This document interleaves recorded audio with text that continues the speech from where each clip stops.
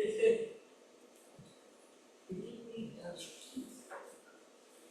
get an interesting book, The Moon Coffee Shop.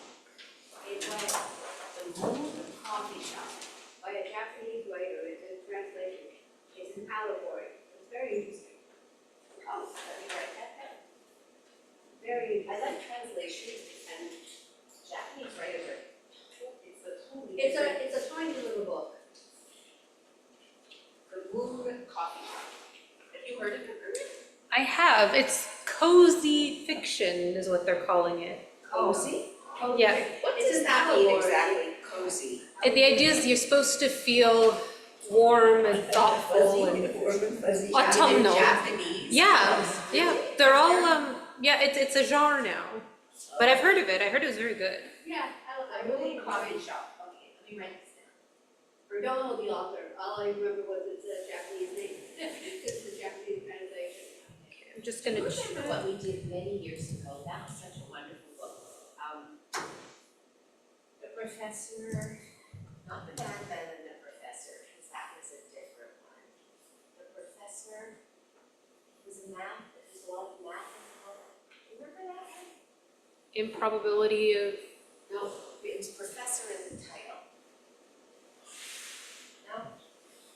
Very many years ago. Yeah, so it was many years ago. I've only been coming to the fire, so Maybe before maybe you, 12 years. before you retired. Yeah.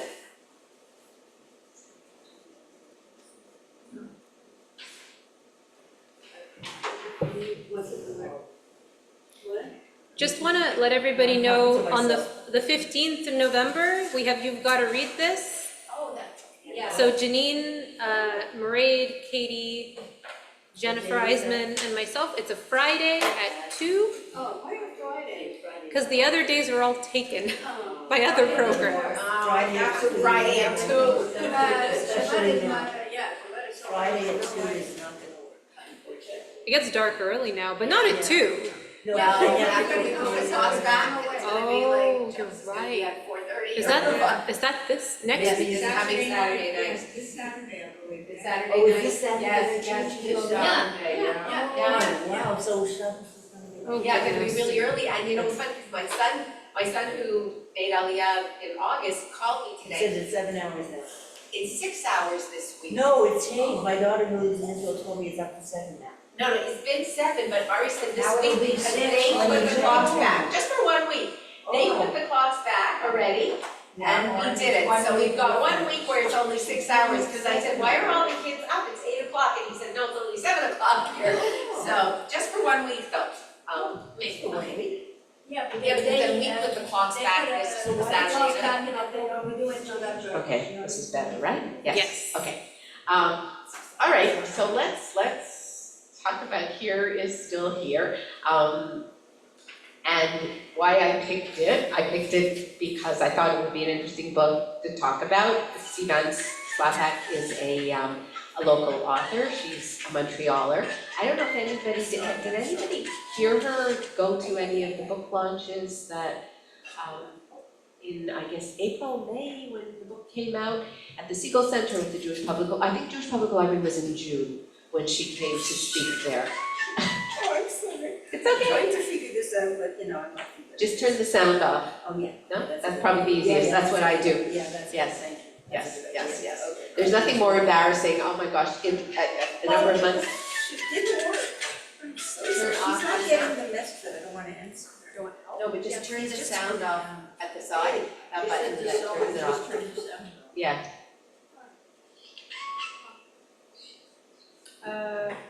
On the side? I can't press it on the side because it's not. Yeah, it's not. That's okay. I'm so sorry. You go ahead. Let me go ahead. I was at a funeral in the summer and it was graveside and everybody was standing around. And then somebody's phone went off and I thought, oh, that's ridiculous, somebody's phone goes off, imagine there. And then I realized it was coming from my purse. Oh And I thought, oh, okay, so I walked really, really quickly away and like it's awful when you're something, the curse of the cell phones and you have to make sure. Anyway, would anybody else like to turn them off? You're welcome to turn your cell phone off. So I hadn't heard of this book and I hadn't heard of Sivan Slapak, and then somebody mentioned it to me and I thought, it would be interesting to talk about, nice to promote a local author, and so I read the book, and it's interesting because, and then I listened to a lot of interviews. First of all, I listened to the one that Mike Cohn did for the library, that was the first one, and then I listened to one, the Yiddish Book Center interviewed her, and a few other places interviewed her, and she's, I don't know, did anybody hear her speak, or, she speaks she's very lovely, she presents her very lovely, and the way she speaks, she's very eloquent, and she has a kind of, sort of, I don't know what to say, self-deprecating or humble way of speaking, and you could say this is a very intelligent woman and a very talented young woman, I don't know how old she is, I would imagine, I was trying to figure that out. I figure she must be about 50, that's my calculation from how old, she is. She writes, so the book is a collection, the book says, here is still here, stories, in very little letters underneath its stories. So generally, stories aren't that easy to review, because then you pick one story, you don't. Like, remember we just did Table for Two by Amor Towles, so that's like, and then you can talk briefly about each of them, but in this case, she could also have called it, and she had said in one of the interviews that she could have called it interconnected stories or a fragmented novel. The stories are linked to each other. It's not that, whereas in Table for Two, the stories that, remember the book was structured, the first half of the book were 6 short stories, and the second half of the book was a novella, I guess you could call it, which was a sequel to his book, Rules of Civility. So, but the stories weren't connected to each other at all. In this case, here is still here. The stories, I'm sorry, notes that unfortunately continues to run after a week, so you'll pardon me with all my tissues. But the stories are interconnected, and they are told in a first-person narrative voice. The main character is a young woman by the name of Isabel, and what I found, which I think most readers will find, is when you're reading the stories and knowing, I don't know that details about the author, about Sivan Slapak's life, except that in the interviews she talks about the similarities between the main character, the character in the stories, and it's always the main character is the same one. It's this narrative voice in the first person, I telling the story, so it's a very intimate narrative voice.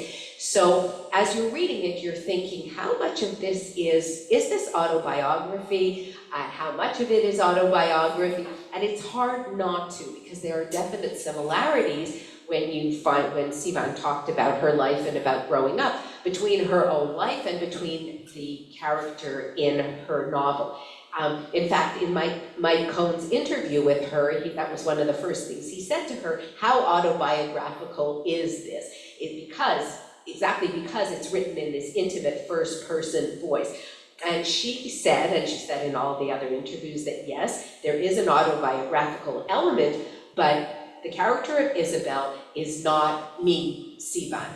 It is perhaps she could be construed as a fictionalized, changed version of me, or just that my experiences, I'm saying this is the author talking, my experiences contributed to the book, but the experiences of the character in the book are not my experiences, at least not exactly as they are. Influenced, yes, but not the same. So she's very, she says that. This is not my autobiography.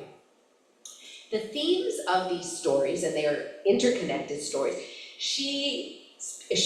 which is why maybe one of the reasons I picked it, because, or at least it turned out that there were things that really spoke to me about this book, even though I'm older than she is, but she talks about intergenerational trauma, because she is Sivan and the character Isabel, her character in the book, she's a granddaughter of Holocaust survivors. So there is this big theme of the idea of children and grandchildren of survivors being recipients, if you want to call it, of this, and I know it's kind of a catchphrase now, intergenerational trauma, which is really a fancy way of saying that the experiences that Holocaust survivors went through are handed down in some form or other, and how could they not be, to their children who lived with survivor parents, and even to the next generation, to grandchildren of Holocaust survivors. So that she looks at that in her book, obviously a very important part. The idea of memories, how are memories transmitted, which of course is tied in with the intergenerational trauma, and she looks at this is also something very important to her. And the way she sets up the book, so the title, which I didn't understand, I'm trying to figure out where the title came from. Anybody have it? How many of you read the book? Just to, oh, okay. Did you have an idea where this title came from? Anybody? Like what it meant? Yes, sir. She didn't choose it. She did not choose it? Oh, did she say that's in somewhere that you said that? Yes. Her publisher chose it for her? Oh, okay. Well, But I think it's in the book. I think it's in like a dialogue that she has. I always look for the title when I'm reading. I think it's in the book when she's talking to her Arabic friend. right. And she's leaving, and that they say it in the book. I'm not necessarily sure what the implications Exactly those are. words, but somewhere like that. So she said in an interview that when she went back, so she herself, the author, grew up in Montreal. When she was, I guess, 20 or 21, she went to Israel, supposedly for a year to study, and ended up staying 20 years. So she's lived there from, I think what I can figure out, from the year 2003 to 2013, when she came back to Montreal. And she said, so she was only intending to live in Israel for 1 year, stayed for 20, and then when she was leaving, No, say for 10. pardon? 10, 2003 to 2013 is only 10. 10 years. 10 years, not 20. No, sorry, she was there for 20 years. So 2003 to 2000, 23. No, that doesn't make sense. that doesn't make sense. No, it's. She lived in Israel for 20 years. No, 93. 93. She went in. So she went in 93, maybe that, okay, anyway, sorry, my math is, she lived in Israel for 20 years. Then she came back and she only intended to stay back in Montreal just for a year and has been here for 10 years, right. She came back in 2013 and it's now, okay, 20 years. Okay, so that's it, so 93, so that makes sense. And when she said, and this is Sivan talking, that when she went back to Jerusalem for the first time after 2 years in Montreal, she took a photo. She went to her old street where she lived, and she took a photo of the street, and she posted it on Facebook with the caption, "Here is still here."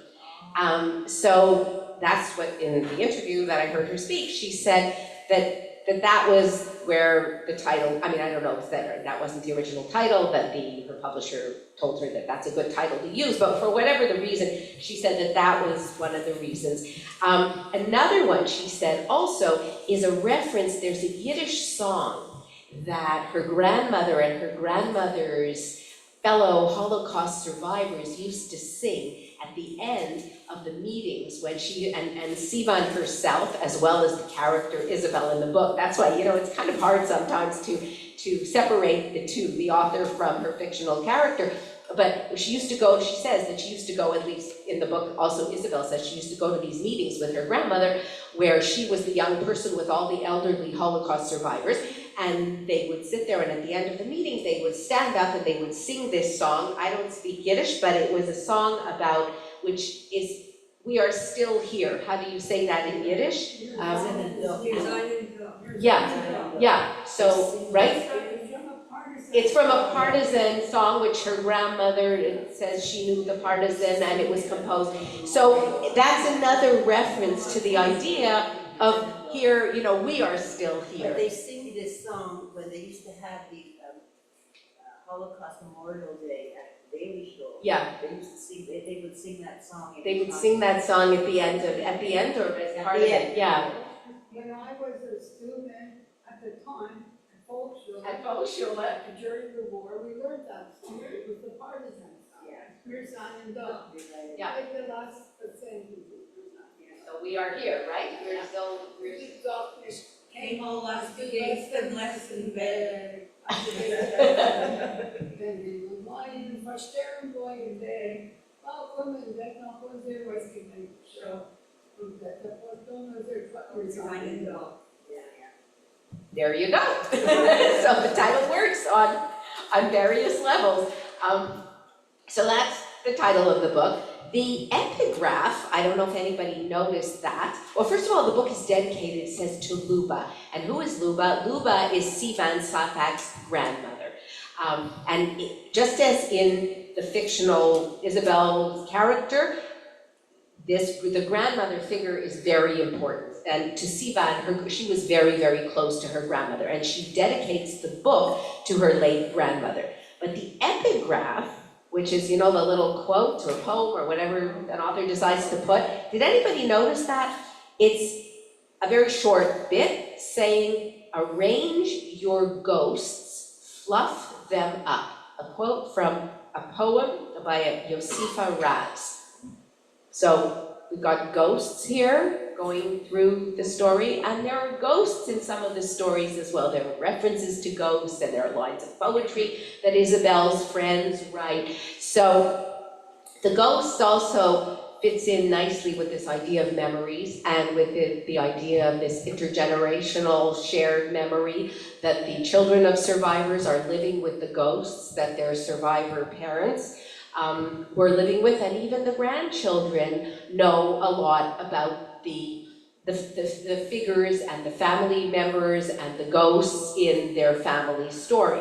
So the way she sets up the book, she has the first part is called Jerusalem, and it consists of 8 stories. The second part is called Montreal, and that one is a shorter section. It only has 5 stories. The third part she calls Coda, Vilna, Montreal, and then she has some notes at the end of the book. And Sivan said in an interview that I realized that it's the Jerusalem, the place is very, very important to her. She says, very important. So the places, the cities are characters in her book as well. And she said the Jerusalem part is longer because that city is still, she said, yes, Montreal, and I'm back in Montreal now, and it was where I was born, but Jerusalem carries an extra weight. So you've got more of Jerusalem there in the book than you do of Montreal, even though that's where Sivan lives now, and that's where she works at the Siegel Center, and she's, by now, and this is her first published book, she's published stories over the years. And she wrote a very nice little article in the Quebec Writers Forum, and the title of the article was, "Is a writer who isn't writing still a writer?" And this was published just before she was working on this book, but this little article was published before. And so she says, this is one of the questions that I've been asking myself, actually tormenting myself with for the last year or two. And maybe now that her book is published and she can say she has a published book as opposed to stories here and there, that she doesn't have to torment herself so much. Although probably not, because once you've published a book, then a writer probably worries about, is he or she ever going to be able to publish another book? What's going to happen to creativity? Is the writer going to suffer from writer's block? So she says, this has always consumed me. Even when I was my most active at writing, I never had a routine. I wish I could say that I woke up at 9 o'clock every morning and I started to write, but it was never that. However, she says, I have managed somehow to amass material over the past few years with a collection of interwoven short stories as the intended goal. So she wrote this just before she published this. So she's been working on this collection of stories that she wanted to publish together, so interwoven short stories is what she calls it. And she says, but calling myself a writer always felt very pretentious. And remember, Amor Towles was saying that he worked in, the author of Table for Two that we talked about before, that he worked in the financial industry for many years, but he did his degree in English literature and in writing, but couldn't support himself as it, so he worked in finance in New York City. And it was only after the success of his first book that he was able to say, okay, now I can quit my day job and call myself a writer. So, but as Sivan says, there's something a bit pretentious about labeling myself a writer. She says, and this is to give you an idea of her, I guess her personality, the way, because she talks the way this comes out too. She said, I didn't call myself a writer. The verb was okay. I'm writing a bit. That was okay, but not the noun, I am a writer, because that somehow seemed too pretentious. She said, I've been writing my whole life. I kept journals since childhood. I met in writing groups since my teens. Then I wrote academic papers. I had grant writing gigs and so on. So she said, yes, I've been writing throughout my life in various ways, but to call myself a writer, it seemed too pretentious or maybe premature at the time. You know, like the difference between having an artistic spirit and being an artist. So she said, I had some early successes. My stories were published, they were shortlisted, they were even awarded some prizes, but I still found it challenging to think of myself and to introduce myself as a writer. I just write a little bit, is what she used to say. But with time, I allowed myself to settle into the identity, and that somehow calms me down. But what about a writer who has not been writing? What is she supposed to call herself? Lost, I would say, when I panic. I know that we're supposed to believe that, yes, all writers have lulls and blocks, and that's part of the creative process. We're resting and we're incubating and we're gathering input. But when the pause in the writing becomes longer than the writing that preceded it, that still makes me very nervous. So she said, but I continued to hang on. I had day jobs, and in the collection, Isabel, and again, it's not autobiographical, but it's difficult to say, well, okay, so who's Isabel and who's Sivan in the book? But in the story in Jerusalem, the character of Isabel has all kinds of jobs because she needs to support herself, and after all, she's living in Israel for 20 years. So she's not independently wealthy, and she's not living on, some kind of a grant that whole time. So she had all kinds of different jobs, and so did Sivan. But as she said, I'm very lucky because now I'm able to work in the creative arts field, and she's at the Siegel Center now.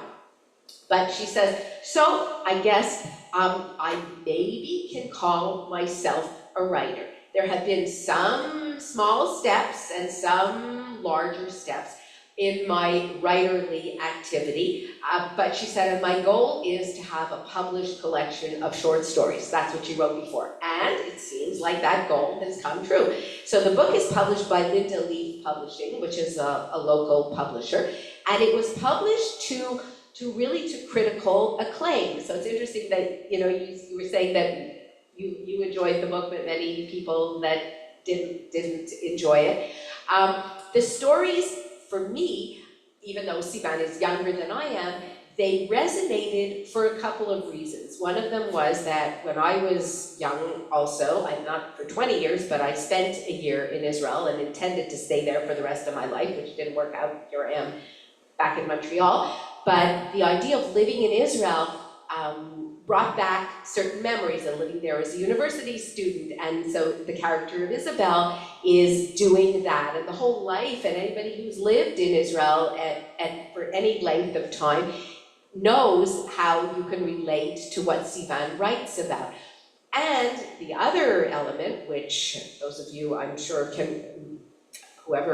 number of you can relate to, is the idea of being a child of Holocaust survivors or grandchild of Holocaust survivors, and the idea of what it's like to grow up with those ghosts and with the memories that the Holocaust survivor parent or grandparent brings with them, and what that does and how that affects families and different characters. And in the book, those of you who read it, you know that the grandmother is a very important character, and in the first story, which it's in the Jerusalem section of the book, where it's, and in a way, it's as if Sivan is writing the story sort of backwards, because she's writing the first story in the book is when she's leaving Jerusalem to go back to Montreal. And then she works her way and tells us, because the first part is Jerusalem, so those are the Israeli stories. But in the first story, she's taking a bus back the last bus from Tel Aviv to Jerusalem. She arrives in Jerusalem. It's much colder in Jerusalem. Those of you who've been in Israel know, like as she says, it was a 10-degree temperature difference from being in Tel Aviv to when I get to Jerusalem, and she's shivering, and she gets into a taxi, and she asks, and the taxi driver has the window open, and she asks him, she's debating, should I ask him to close the window or not? You know, he's one of these like kind of surly, unfriendly taxi drivers, and she, but then she does, and she gesticulates that she's cold, and so he agrees, throws his cigarette, of course they're smoking, it's very Israeli, taxi driver smoking, throws it out the window, closes the window, and she tells us about she has gone to Tel Aviv to say goodbye to a former lover of hers. And in this book, the character of Isabel has many relationships. She has romantic relationships, and she has many relationships that are platonic, both with men, and although not usually with men, although one of the stories is a story about a friendship that ended suddenly, that was so disturbing to the character of Isabel. Do you remember that? And it was with a man, with a young man who she regarded as a good friend of hers. And then all of a sudden, I guess in modern parlance, one would say he ghosted her, which fits in very nicely to the story. He doesn't want to have anything to do with her anymore, and she is so hurt. And she spoke about that in interviews when interviewers asked her, you know, in that story about friendship, she said, it's interesting that it's a platonic friendship between a man and a woman, and she says, yes. Normally, those aren't the kind of relationships and friendships that are written about, because generally, when you have a friendship that goes bad, it's between two men, or more likely between two women, and it's very, very disturbing. So the interesting part of that story was, in this case, the character of Isabel has had a good friend, or someone who she thought was a very good, close friend for many years. He was her mentor, he was her advisor, she feels very close to him, and then all of a sudden he distances himself from her, and she's terribly hurt. And that was a very beautiful and poignant story, because anybody who's had a friendship and the friendship suddenly disappears, or maybe not quite so suddenly, but is no longer, there's a feeling of loss. There's a feeling of really of terrible loss if you've had a good friend and you no longer have that friend, especially if you don't understand what went wrong. And that's what she looks at in that story of friendship. Anyway, so the beginning of the story is when Isabel is saying goodbye to this former lover of hers, but then after that, she moves on. So that's the introductory story. But then the next story, which also takes place in Israel, the character of Isabel is still in Jerusalem, but she calls home to her younger sister in Montreal. And she tells her about her escapade, and that one is called Fartog and Farnacht, which is for day and for night, right? Yeah, but she does it as dawn and dusk. Dawn and dusk, maybe that would be it. She translates it as dawn and dusk. And she's speaking to her sister in Montreal, who she seems to be very close to, and tells her about this club. And Isabel goes, she has a real love for the Yiddish language, which was given to her by her grandmother. The character of Isabel spoke to her grandmother spoke Yiddish, her grandmother's mother tongue was Yiddish, and that's what she spoke to Isabel in. And so Isabel, even when she's in Israel, she seeks out a Yiddish club, and she finds this strange place which when in interviews Sivan is asked, do these places really exist? And she said, oh yes, they really do exist. I mean, it seems like otherworldly, but they really do exist. Did anybody see the TV show Shtisel? And about the Israeli series, Netflix series Shtisel?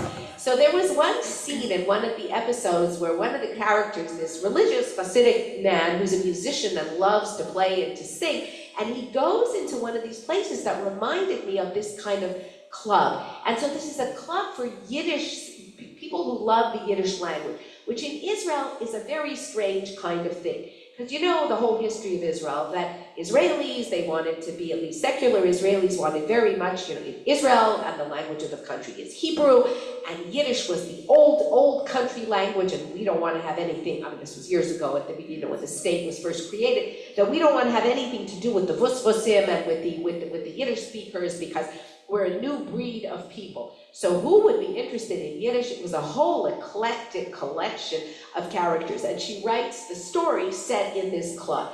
And Isabel is drawn to this club because she's still nostalgic, or she's homesick for the Yiddish language that she used to speak with her grandmother. So even though she goes off to Israel and her grandmother is far away, it's a little bit of way of trying to replace her grandmother. And so that story is set in that strange club, which is dusk and dawn, or dawn and dusk as you translate that. And she says, and that it's there where we're introduced to her grandmother, because she ties it into her grandmother. And she says here that my grandmother, she said, she says that she had a younger sister, Lauren, and her younger sister, Lauren, was blonde and beautiful and popular and went through life seemingly with a lot less angst than the character of Isabel does, who's dark and frizzy-haired and heavy set, and not the Hollywood blonde beauty that her younger sister, Lauren, is. In fact, the way she writes it, she says, my younger sister Lauren was the uncontested lead. She was a pretty blonde with a straightforward sense of fun, popular through high school, never without a serious boyfriend. And then me, quiet and gloomy, with interests that might not have seemed as eccentric if I had had different classmates. Most of the attention I got at school was smirks over my hippie outfits, or at my delayed, dazed response when the teacher found me engrossed in a novel or doodling during class. At home, I spent my teens sprawled across the batik quilt in my darkened room, nurturing my loneliness and identity as a moody artist, and jealous of my little sister with all the fury of an adolescent heart. We were the household stock characters. And then there was her bubby. So she says, my bubby.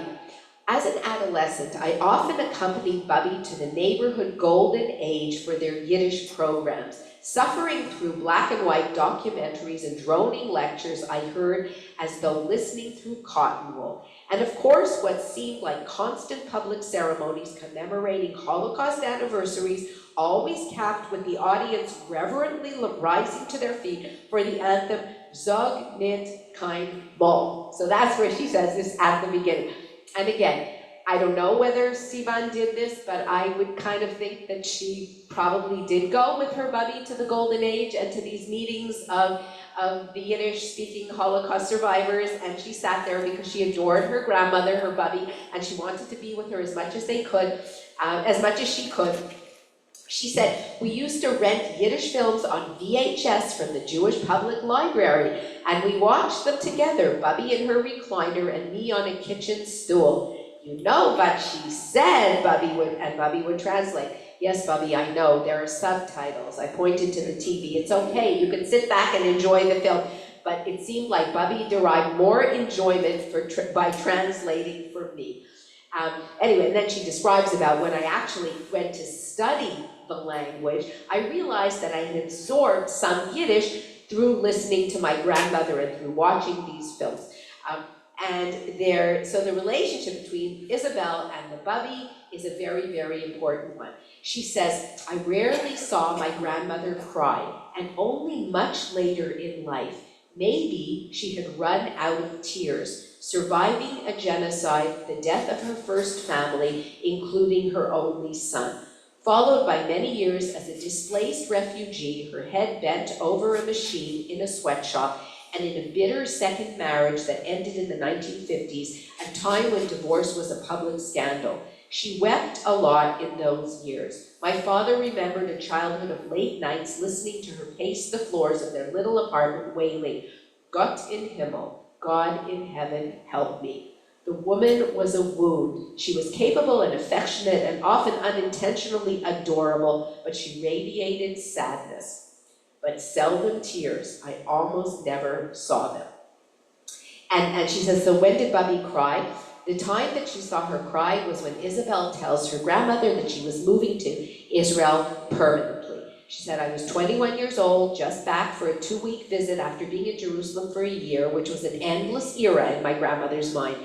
And even though she knew I had a return ticket, she spent the entirety of my trip to Montreal trying to lure me to stay and refusing that I was leaving her again. So very, very strong relationship. And you see this connection between the grandmother and between the character of Isabel. It seems that that Sivan herself had a strong connection and a very tender and loving relationship between her with her own grandmother. She says that when she was asked that the main character of your book, Here Is Still Here, is Isabel, who's a Jewish woman, whose roots in Montreal and Jerusalem, and given your experience, she's asked this, so how much is autobiographical? And so what's Sivan's answer is, the short answer is that this book has an autobiographical soul in a fictional body. Isabel's voice and preoccupations are similar to mine, which offered me a chance to explore issues that I had been sitting with. But Isabel is more extreme in every direction. So, when you were saying to me, like, you picked this book and she has the character of Isabel, she has many lovers, and it seems like she's, although another interesting part of the book is that when Isabel is a young woman, like she's 21 years old, she goes to Israel, and she's observant. She makes references to being observant, just as I believe Sivan also is, because she had written an article recently, or posted something recently, where she says, I so look forward to Friday night after I light my candles, and I know that I can disconnect from all electronics, because she writes about how difficult it is to be a writer nowadays, because you have to be on social media, and social media is, a two-edged sword, that it's very useful for promoting yourself and for your work, but on the other hand, it's something that becomes so insidious in life. And so she says that every Friday night I light my candles, and then I can retire to 25 hours of uninterrupted rest and serenity and reading. It was an article where she was writing about what is she reading now, which interestingly, by the way, when she was asked, who are you reading now, Elizabeth Strout. Remember, we've done a number of books by Elizabeth Strout, so she says Olive Kitteridge. I just discovered Olive Kitteridge, and what a wonderful writer Elizabeth Strout was, so I thought, okay, good, because she's one of my favorite writers as well. Anyway, so she says, so it seems like Sivan herself is observant, and the character Isabel is also in the book, and she writes about a Jerusalem, which if anybody's lived in Jerusalem, it's basically a pretty religious city, with all kinds of people and all kinds of interesting characters, and a young woman in her 20s, who's part of the observant Jewish world there, is expected, as Isabel is when she first goes there, that she's going to find a husband and get married and have a family. And when we meet her in the book, and we see in the book that has not happened. She's had a lot of friendship, she's had a lot of romantic encounters, she's had a lot of one-night stands, but she doesn't seem to have been able to find her bashert, as she says. She has funny stories about matchmakers, about psychics, about rabbis who are supposed to be able to help you figure out why you haven't found your mate yet. And she goes to weddings of friends where the parents of the friend who's getting married will say to her, and soon, you'll be the next one. How do you say that in Yiddish? Yeah, like soon by you, and by deer. And that's also part of it. And she really is, in her stories, seems to be looking for connection and looking for love. She says in her interviews that friendship is something that really interests her. And the stories are very often about friendships, about all the interesting friendships. And she says, Sivan said that, when people live away, when they move away from their own family, then they have to recreate a circle around them to replace family. So you create, you find friendships, and that's why friendships are so important. And Sivan says that in my own life, I've been very lucky to have had wonderful friends, good friends. And okay, now she's back, Sivan is back in Montreal, and she has her own family here as well. But the character of Isabel, when she's away in Israel, does not have her family around her. And so she's had to create one with trying to find very good friends. What the book does is it looks at the first part of her life, which is Jerusalem, in the first 8 stories. The second 5 stories are when she comes back to Montreal.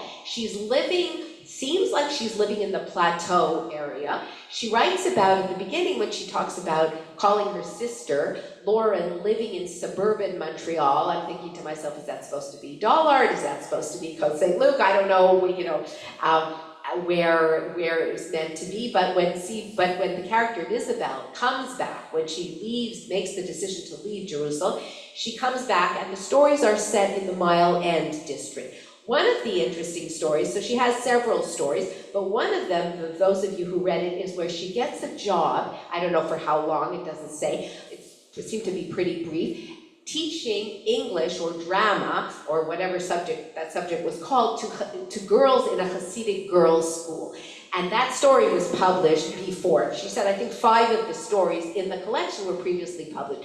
And that's a very cute story, because anybody who knows anything about Hasidic girls' schools, or anybody who's taught in those schools, knows that it's a completely different world from the secular world, or from the more modern world. And the character of Isabel finds this out when she takes this teaching job. But she writes very nicely about it. She writes about her encounters in a different world, of which she knows a little bit, but she's learning a lot. And then the year ends, and then she says, I wonder if when I meet these girls next, and if I meet them a few years from now, they'll be pushing a baby carriage with their first baby, or maybe by that time their second or third or fourth or fifth baby, and will they look at me? They probably won't, because I'll be wearing pants, and I'll be eating a non-kosher bagel, and I might be holding the hand of a man to whom I am not married. But it was a very nice experience. So she includes that in her Montreal stories. She ends the Montreal stories with one called Corona. Do you remember that one?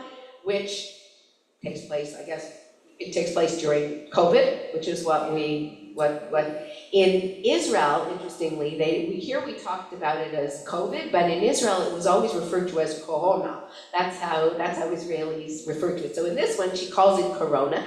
And she talks about, Isabel, I don't know if this is Sivan, but the Isabel character talks about having become the cat lady of the apartment building. And now she's no longer a 20-year-old or a 30-year-old or a 40-year-old. And she has this orange cat. And the cat has become her companion, her beloved companion.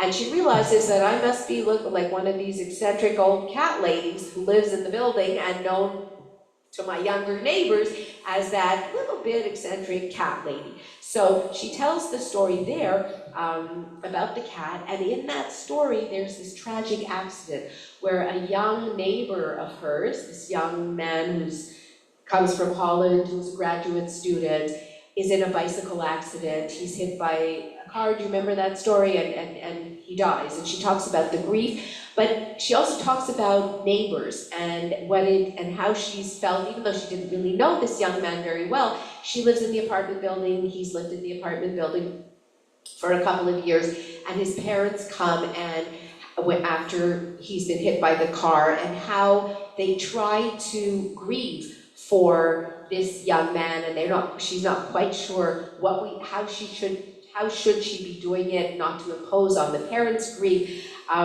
And it's a very it's a very moving story because it's such a terrible thing that this young man is hit and he's not wearing a helmet, and he's hit by this car, and it's shocking, and his parents come, and his girlfriend is weeping, and then she's left, the cat lady, Isabel, the cat lady is left at the end of it, and they have a birthday party for another neighbor who's turning 60. Remember that?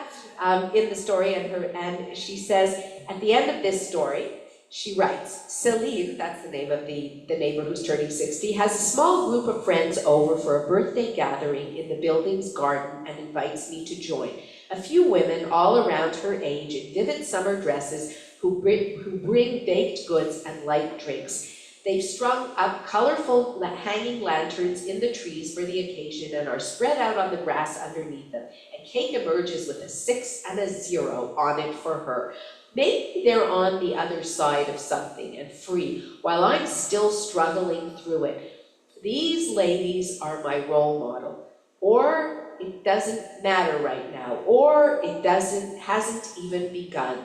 Spreading on the grass in vivid dresses. She writes these words in italics. So it's kind of lines of poetry interspersed with the prose text. Celine and I break our schedule to take turns letting out our cats so that they can both enjoy the final cool evening air and so we can show them off.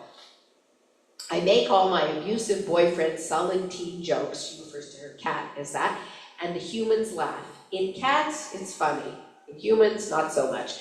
I hear the neighbor across the way, and they have this neighbor who's very, sounds a bit crazy, and she's yelling things from across her balcony. Cowards, she's screaming at us, and I don't care. But I want to yell back, and then I do. We are celebrating here. Some days that feels brave enough. And that's how she ends the collection of stories. That, except when she adds on to that, so that's the end of the Montreal story. So it seems as if Isabel has found her place in the Mile End district of the city, in her building, with her cat, with nice neighbors. She attends the birthday party of one of her neighbors who's slightly older than Isabel is at this point when she's finished telling the stories. But she goes back, and the final bit, which is interesting, it's this 14th story, she entitles it Luba's, and Luba's the name of her grandmother, and she's dedicated the book is dedicated to Luba. And she says here, I'm back, so it's back, she says, I'm 26 years old and jet-lagged, lying in my childhood bed holding a Walkman I borrowed from my father yesterday. I've flown in for Bubby's funeral. My sister still lives in the house and peeks in from the doorway, surprised to see me playing music the day after we buried our grandmother. What are you listening to?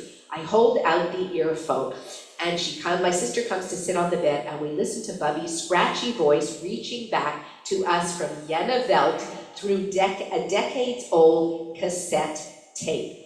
Bubby recorded her life story, whatever she felt was worth sharing at the time, as I was turning 12. I remember when she made it, laboring over a script she'd written out phonetically in Yiddish so that she could read it in her mother tongue. And she includes it there at the end of the book. Those of you who read it, there's a little tiny printout. I was trying to read it, but it's hard because it's Hebrew letters or like Yiddish letters, but she's trying to write, I know it's very small, trying to write the words as if you're writing Hebrew words, but you're writing them in English characters but Bubby had to do the reverse because she reads in Yiddish. She doesn't read very well in English, but she wanted the language to be English so she could leave this for her granddaughters. So she recorded her life story for her granddaughter. And even though she wrote it, when it came to reading it out loud in English, sounding out the words while connecting them to their meaning was effortful. Her pace is off, and sometimes the emphasis is placed on the wrong parts of the sentence, sometimes in the most dramatic or most tragic sections, though sometimes not. And then her sister, Lauren, takes the earplug out of her ear and says, I can't listen to this, it's too painful. It's like, I don't want to listen to this right now. And she goes back down and she starts to organize food for the visitors that they're bringing to the Shiva house. And their father, who was the only one sitting Shiva, because there's only this one son from a second marriage, he is curled up on the couch. But she says, I stay huddled up under the blankets in my bed, listening to the tape, until it is so ingrained I will know all her words, her pauses, her stumbling and paper rustling. But that first night, I don't really listen to what she's saying. I just want to hear her voice. And then she writes this, and I think this is exactly the transcript, that's what it seemed to me, of her grandmother's story, of at least what Bubby had decided to record. And at the end of what her grandmother, this is a few pages long, she finishes with, I hope and wish war should disappear from the earth. Then we could have a better world and better people. I also want to remind children and family whatever they want to be should come true. The most important, health and happiness, and never should know a life what I had. I know everybody doesn't understand how it is possible to survive so much pain. I don't know myself. That's what God knows. We couldn't give the answer. My best wishes to all of you. Now you know I couldn't be like you, and I hope you never know about war. Your mother and Bubby and family. Be healthy, Luba. And that's how she ends the book. So it's this very powerful, so the collection, if we tried to figure out, like to put it together, because they're interconnected stories, begins with the Jerusalem part, but her grandmother is introduced in the Jerusalem section, and we realize just how important of the character the grandmother is, because she is going to be, Sivan, the author, is going to be looking at these themes of intergenerational trauma and of how the ghosts of the past haunt the children, in this case Isabel's father, and the grandchildren, at least Isabel, as she's telling us the stories, as she's trying to make a life for herself in Israel for the 20 years, frequenting all different kinds of places as she lives those years. She takes Arabic lessons and she becomes friends with Palestinians, and she frequents this Yiddish-speaking club where she meets all kinds of interesting people, and she has friendships with women who she remains friends with for many years. She goes, as I said, she goes to matchmakers, and she finishes a university degree. While all of this is what she tells us through her stories, she becomes a marathon runner and runs and completes a marathon. She goes up to Tiberias and runs the marathon there. She does all kinds of things, and then she comes back to Montreal, and she makes, for whatever her reasons, Isabel says, she doesn't really tell us why she's leaving Israel. She comes back and has to figure out a new life there. She moves to a different part of the city than where she grew up, finds herself different jobs. The only one we really know about in the book is the one where she's teaching drama to the Hasidic girls for a year in this girls' school.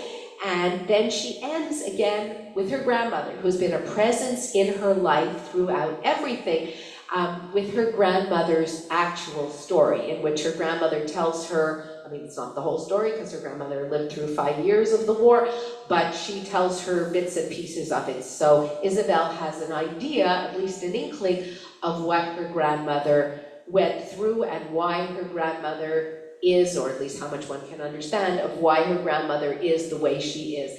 And the notes at the end of the book, Sivan herself, this is the author writing, Luba is my grandmother, Bubby Luba Kopansky, and this last story is her verbatim testimony. In 1986, she wrote out this text phonetically in Yiddish, using Hebrew characters to write English words. When I was 13 years old, she dictated it to me, and I transcribed it in English. A little later, she also recorded herself on tape. And so she says, so that's what this is. This book is dedicated to her, and I wanted her own words telling her story to be held in it. And that's the collection. So it's a very, I think that if you are from Montreal, if you have connection to Holocaust survivors, to the Yiddish speaking, to the Montreal Jewish community, if you've lived in Israel, all of these worlds she puts together, I thought, very beautifully into this collection of stories. Questions, comments, those of you who read it? Debbie? Some people said they didn't like it, why? Why? I don't know. Oh, you said, or you're asking, okay, Asking, okay. what didn't they like in it? I found it disjointed, Disjointed? A bit what? disjointed, it didn't come together for me. All together. Well, she does, I mean, Yeah. it's stories, right? It's not a novel, Yeah. which, although, because it's always the same narrative voice, it's always Isabel in the first person writing, so maybe that's why you would expect it to be more linear in its, but I guess that wasn't her purpose, that her purpose was to put together her stories rather than to write a novel. It's a very different thing, but I can see that that you felt that, so that was your feeling about it. Anybody else who read it? I like it, so I don't have a comment with that, but I just want to clarify something. Yeah. In the story that's written, it's far enough because they got together at dusk. Dusk. And they stayed over. Oh, until dawn, okay, right, they spent the night, because their meetings were always overnight, that's right, yeah. It was a very nocturnal world that she was part of there. Yeah, because they all had jobs. Right, so this was their evening, until very late, until dawn, as you said, yeah. They stayed as late as they liked. Yeah, which was a totally, and it's so Jerusalem that, in the middle of this city, and this club was located in a very, in a Hasidic neighborhood, which is also a bit strange, because they're in the middle of this, I don't know which section of the city it is, but you have this club of definitely, very secular people coming and doing, spending all night there. But it's Jerusalem, which is a very interesting city full of. But many of the Holocaust survivors became secular, but they were brought up as a city. Were brought, right, I mean, So- yes, so yeah. Tend to go to that neighborhood where they grew up. Well, except that the people who frequented it were often really young people. Well, it was a whole collection of people, yeah. There were some older people, but then there were all these young people who just liked the Yiddish language and just studied it as right, because Isabel is a young person, she's not yes, I mean, because there were a lot of people who grew up with Yiddish as their mother tongue, although not so much in Israel anymore, except in the Hasidic neighborhood. Yes, in the Hasidic neighborhoods, Yiddish is still the mother tongue, as it is here in Montreal. So that's also an interesting part, is that when Isabel is teaching at this girls' school, she understands a lot of what the girls are saying, because when the girls speak to each other, they speak in Yiddish. And not all the time do the secular studies teachers, or probably most of the time, they don't understand what the girls are saying, except in the case of Isabel, they have to be a little careful because she would understand what they were saying. Any other comments, or, no? I found it to be kind of a self-conscious book. I feel like the character has a lot of self-doubt, and then so the book also carries that self-doubt. It's almost like it wants to deal with some topics, but it's afraid to offend people, so it doesn't delve into them too much. It touches on all sorts of things. That's what I felt. So I thought that was interesting. It was like, if it was a color, it would be like, the pale palette spectrum, like colors that are afraid to be colors, it'd be like grays and pastels. That's what it feels like a little bit. So why, but do you think that that's, because I think that a big part of it is that she writes, so she says it's not autobiographical, except that- parts of it definitely are. Parts of it are, then, the character of the father. So the character of the father. So that's interesting, because she says that she makes this disclaimer and says, except for the grandmother, the characters are not real. Because the character of the father, and her parents live in Montreal here, so all the families in Montreal. So, maybe that is part of it. What do you, I mean, it makes me think of, Mordecai Richler Yeah. famously had those of Yeah. if you think you're in this book, you're absolutely wrong. But No, they were definitely in the book. Yeah. Like those are his family members Yeah, and those are yeah, their neighbors. yeah, The- yeah, So I yeah. think, or maybe I And almost, Mordecai Rich, I don't think cared so much, because he was a certain kind of person. well, he was like But she, Arrogant. but she is not arrogant, and she seems, kind and at least when you listen to interviews with her, and lovely. And so, but she has what she, like you said, she has a lot of things that she wants to write about and talk about. And so that's why I thought, it's kind of interesting, because she picks this first person, very intimate narrative voice, gives the character this name, Isabel. And that's why in all the interviews, she's asked, how much of this is autobiographical? I guess you can't help but ask that when she says, my grandmother, that's her grandmother, and she grew up in Montreal, she spent 20 years in Israel, like so much of it is autobiographical. But on the other hand, it's not exactly, and yeah. there's so also these thoughts about like how she feels about her body and how she feels about men and how she feels about cats. Yeah. And so you're like, wow, and then you watch an interview, like I know Sivan professionally. And so of course when I was reading it, I kept imagining Sivan, but I didn't want to imagine Sivan in sexual relationships because someone I know. No, So it's a little weird. Right. So I was like, okay, now she's another character. Yeah. So I wonder if maybe Oh, it's so just, you know her. See, I don't know her. I just Yeah. watched her, but so it makes me wonder if maybe she just didn't want people that she knows and her parents to imagine her in that world of Although she said, again, in a couple of the interviews, that Isabel, so there are similarities, but she's much more, she does much more, like, maybe I would have thought of doing certain things, but Isabel acts on those things that I never did. Like, she said that.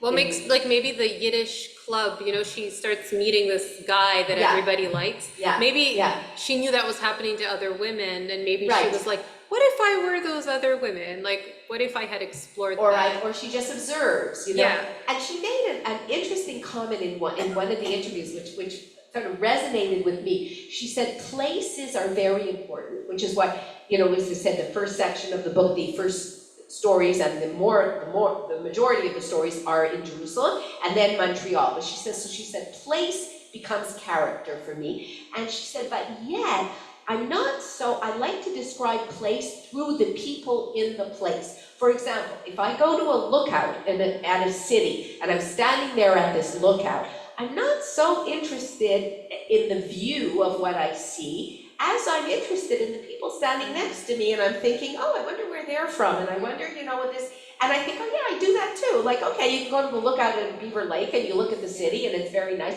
but the people standing on either side of you and their conversations and their, are, at least to me, much more interesting. And she said the same thing. So she's, she's a writer and she's an observer of people. And writers, as we all are told, are famously collecting material for their, as you said, Mordecai Richley said, oh, no, nobody's in the book. But yes, of course, you're in the book. Definitely were. Yeah. So that's interesting. So you found them disjointed and not, so maybe to read one or two separately as opposed to putting them I just expected it to flow. to flow more, right. So maybe that is the danger of having, you could say interconnected stories, but having always the same narrative voice, and because even though there's stories, we expect it to flow more like a novel, and then it doesn't, so yeah, maybe that's I feel like it did feel like a novel. It did, you see, didn't it? Yeah, like if I had been told it was a novel, I would have believed it. I wouldn't be like, no, it wasn't a novel, it definitely, Well, that's right, so I said you could either call it interconnected stories or a fragmented novel. So she didn't write, she wrote stories, or whoever, the publisher, however they decided to describe it. Yes. For me, Yeah. it was connected enough to be all together in one book for me. Yeah. I guess, look, she's been writing for many years, so she picked the material that all came together as Isabel's book. Like, that's really what it is, Isabel's book and Isabel's tribute, or Sivan's tribute to her grandmother and to these issues. So really the themes, when she's asked also, what are the themes of your book? It's intergenerational trauma and memory, and she is granddaughter of Holocaust survivors, And the idea of friendship. Friendship is very big in the book, and Sivan has said she's been lucky to have wonderful friendships and people around her whole life, but the idea of friendship in all its different forms is very big, because that's one of the things that connects the book, the different friends, those are, so maybe if you look at it as that the theme of friendship and the trauma and the ghosts, then it does, that holds the story together. There's a little bit of commentary on Israel and like living in Israel as somebody who's not born there. There's a little bit of that. Not much. Like and she said, I just here and there, and it was from 20 years ago, it was from a long time ago, and reading this, so the book was published in 2024, it's very recent, but the material is culled from her stories over the years, but reading it after October 7th also, at least, for me, added another layer of what it's like to live in Israel. Anyway, thank you very much, and see you next month.